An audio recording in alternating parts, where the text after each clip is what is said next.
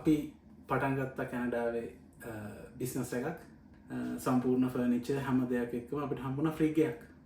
ඉන්නේ ඒ වගේ දේවල් ගොඩක් දුරට අඩුවේ කතා කරනවා. මොකද මම ඒකට එක්ස්පර්ට් කෙනෙක් නෙවෙයි. ආයුබෝවන් හැමෝටම කොහොමද?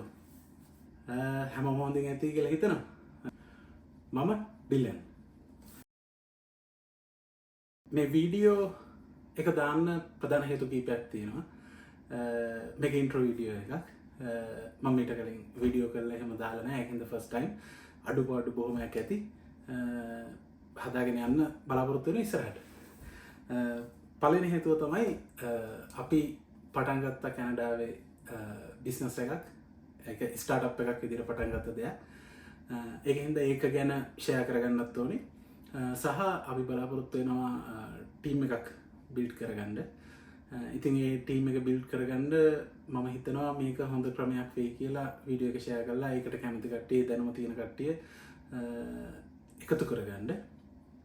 ඉස්සරහට මම ඊළඟ වීඩියෝ වලින් කියනවා මොකද්ද බිස්නස් එක කොහොමද කැනඩා බිස්නස් එක පටන් ගන්නෙ සහ PR එකක් නැතුව සිටිසන් කෙනෙක් PR කෙනෙක් නැතුව කොහොමද කැනඩාවේ ඉන්කෝපරේෂන් එකක් කරගෙන මේ දේවල් පටන් ගන්න. මොකද මම දැනට ඒ ටික කරලා තියෙන්නේ සහ අපි දැනට පටන් අරගෙන යනවා.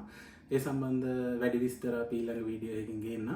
ඊට අමතරව තව දෙයක් තියෙනවා. අපිට කැනඩාවේදී හම්බ වුණා අවුරුදු 3මාරකට විතර පස්සේ. මම හිතන්නේ මම 2021 ඉන්නේ.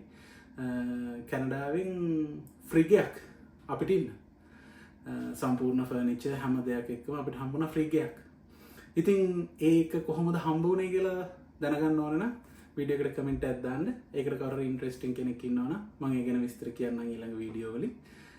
ඒ හින්දා මම දැන් ඉන්නේ ෆුල් ටයිම් ගෙදර. ඒ හින්දා තමයි අපි මේ ස්ටාර්ට්අප් එක පටන් ගත්තේ සහ කරගෙන යන. මේක තිබිච්ච ලොකු අයිඩියා එකක්. මම ගිය අවුරුද්දේ මාර්තු වල රිලීස් කරා කැනඩාවේ වෙබ්සයිට් එකක්. ඒක ප්‍රොටෝටයිප් එකක් විදිහට ගියප එකක්. ඒකට ආපු ෆීඩ්බැක් එක ඉන්ස්පයර් වෙලා ඒකට අවශ්‍ය කරන ෆීචර්ස් ඇඩ්වාන්ස් කරලා රිලීස් කරන්න බලාපොරොත්තු වෙන ප්‍රොජෙක්ට් එකක් තමයි මේක. ඉතින් ඔය වගේ විස්තර ගොඩක් තියෙනවා කතා කරන්න. හැබැයි මේ channel එකේ මම බලාපොරොත්තු වෙන්නේ නැහැ කතා කරන්න කැනඩාවට එන විදිය, කැනඩාවේ ස්ටුඩන්ට් කෙනෙක්ගේ ලයිෆ් එක, කැනඩාවේ කොහොමද ජීවත් වෙන්නේ, ඒ වගේ දේවල් ගොඩක් දුරට අඩුවේ කතා කරනවා. මොකද මම ඒකට එක්ස්පර්ට් කෙනෙක් නෙවෙයි. ඒකට ගොඩක් channel තියෙනවා YouTube එකේ හොයාගන්න. එහෙම channel එකක් කරන කවුරු හරි ඉන්නවනම් මේ වීඩියෝ එකට කමෙන්ට් එකක් විදියට දාන්න. අපිට ඉස්සරහට ඒවා කැනඩාවට එන විදිය ගැන හොයාගන්න ඉන්න කාට හරි ෂෙයා කරන්න පුළුවන්. ඒ කට්ටියට බලා ගන්න පුළුවන් කමෙන්ට් සෙක්ෂන් එකට ගියහම මේකේ ගොඩක් වෙලාවට කතා කරන්නේ බිස්නස් රිලේටඩ් දේවල් සහ කැනඩාව ඇතුලේ කොහොමද වැඩේ කරගෙන යන්නේ සහ අපේ ස්ටාර්ට්අප් එක කොහොමද පටන් ගත්ත තැන ඉඳන් ඉදිරි වැඩ කටයුතු ටික කරන් යන්නේ කියන එක තමයි මේකේ ෂෙයා කරගන්නේ. ඉතින් මේකෙන් බලාපොරොත්තු වෙන්නේ අපිට ටීම් එක හදාගන්න ඒකට ඉන්ටරෙස්ටිං කට්ටිය, ඒකට හොඳටම ඉන්ටෙන්ෂන් එක තියෙන කට්ටිය, ඒකට ඇඩ්වයිස් දෙන්න පුළුවන් කට්ටිය කමෙන්ට් කරයි ඉස්සරහට අපි දාන දේවල්. ලොකුම දේ තමයි අපි රිසර්ච් එකක් කරලා ඒ දේවල් බලලා තමයි අපි ප්‍රොඩක්ට් එක එළියට දාන්නේ. හැබැයි අපි හිතුවා ඒක පාවිච්චි කරන මිනිස්සුත් එක්ක කතා බහ කරලා ඒගොල්ලන්ට අවශ්‍ය විදියට ඒක කොහොමද ඇඩ්ජස්ට් කරගන්නේ, ඒගොල්ලන්ට අවශ්‍ය කරන රික්වයර්මන්ට් එක මොකද්ද, ඒ දේවල් අපිට ඉම්ප්ලිමන්ට් කරලා දෙන්න පුළුවන්. මොකද අපි සර්විස් එකක් දෙන මිනිස්සුන්ට අවශ්‍ය දේ අපි දෙන්න ඕන. ඒකට හොඳම විදිය තමයි මේ විදිය කියලා අපි හිතුවා. මොකද අපි කරන්න යන දේ අපිට මිනිස්සුන්ට කියන්න පුළුවන්. ඒතකොට මිනිස්සුන්ට අවශ්‍ය දේ මිනිස්සුන්ට කියන්න පුළුවන්.